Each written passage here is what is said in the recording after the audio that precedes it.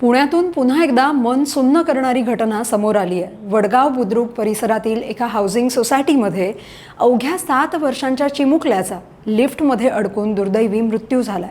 मिळालेल्या माहितीनुसार हा छोटा मुलगा सोसायटीमध्ये खेळत होता। खेळता खेळता तो एकटाच लिफ्टमध्ये गेला। तो पूर्ण लिफ्टमध्ये शिरला नसावा कदाचित, पण लिफ्टच्या बाहेरचा लाकडी दरवाजा आणि आतल्या ग्रिलच्या मध्येच तो अडकला। बराच वेळ मुलगा घरी परतलाच नाही म्हणून कुटुंबियांनी आणि सोसायटीतील लोकांनी शोधाशोध सुरू केली आणि मग जे दृश्य दिसलं ते अंगावरती काटा आणणारं होतं।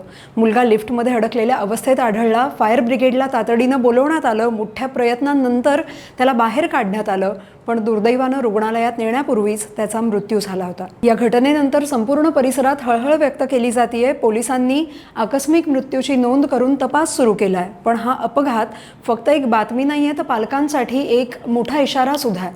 सोसायटीमध्ये खेळताना मुलं सुरक्षित आहेत असं आपण गृहीत धरतो, पण काही सेकंदांचं दुर्लक्षही कधीकधी आयुष्यभराचा दुःखद धक्का देऊ शकतं। त्यामुळे सतर्क रहा आणि मूल सोसायटीत जरी खेळत असलं तरी ते सुरक्षित आहे का याची खात्री करून घ्या।